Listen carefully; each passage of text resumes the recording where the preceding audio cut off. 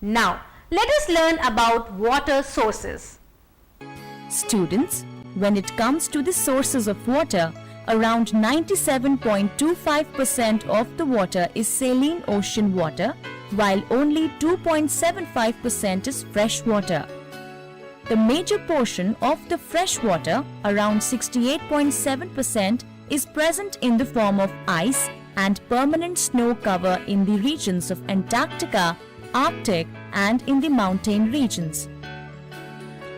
Only the remaining 29.9% is available as fresh groundwater. Around 0.26% of the total fresh water is present in the lakes, reservoirs, and river systems. Students, this water is very easily accessible for our needs and is very important for the water ecosystems.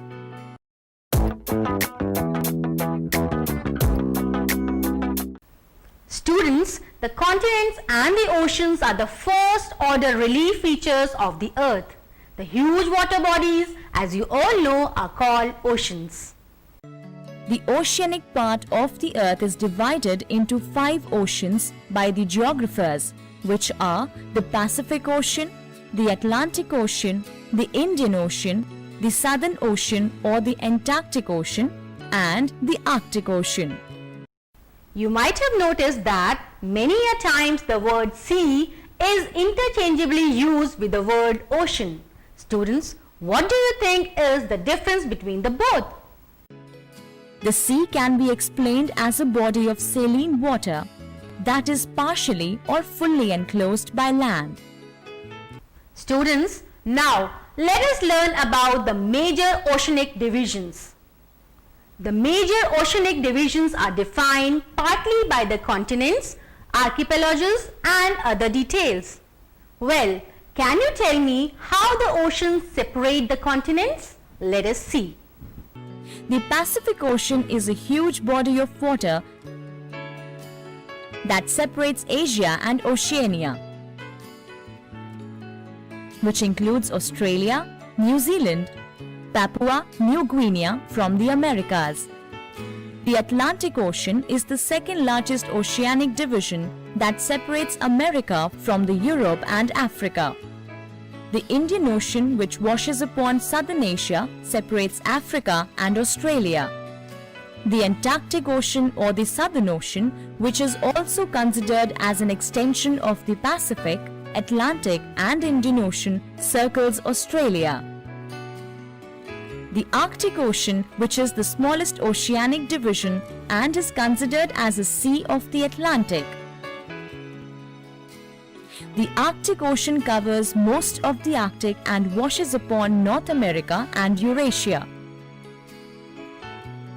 The formal oceanographic investigation took off with the Challenger, the British expedition, which was the first successful worldwide deep sea expedition.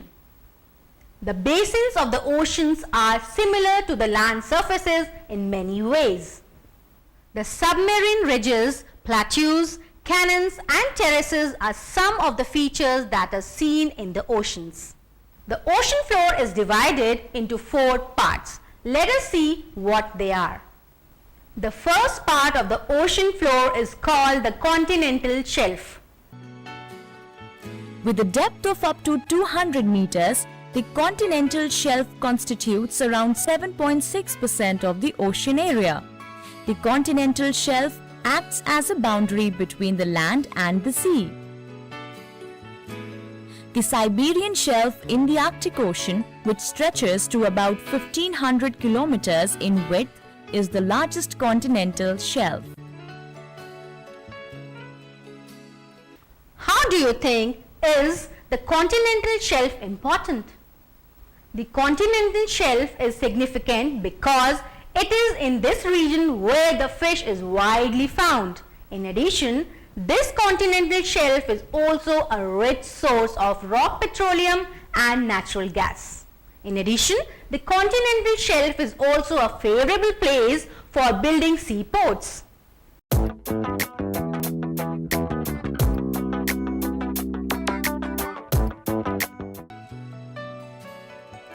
The continental slope is spread between 200 to 3000 meters with a complex relief which consists of 15% of ocean area. The border of the continental slope points continents which features submarine canyons. The erosion processes of glaciers and rivers result in the formation of the submarine canyons. Well, students, now let us have a look at the deep sea plain or abyssal plain.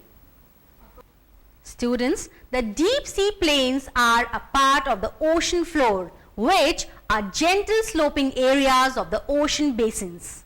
In addition, the deep sea plains or the abyssal plains are the flattest and the smoothest regions of the world with a depth that ranges between 3000 to 6000 meters. The deep sea plains cover around 76.2% of the ocean basin. The next part of the ocean floor is the oceanic deeps or trenches. The oceanic deeps are huge narrow trenches that drop down as great ocean deeps. They go as deep as 6000 meters. We may think that the oceanic deeps may be in the middle of the ocean. The oceanic deeps, on the other hand, are found closer to the continents.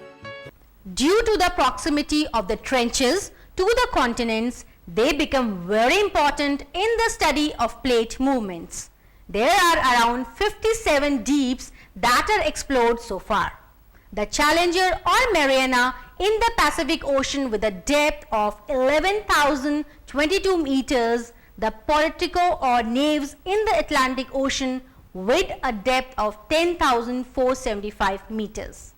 The Java is another trench with a depth of 7,450 meters and located in the Indian Ocean.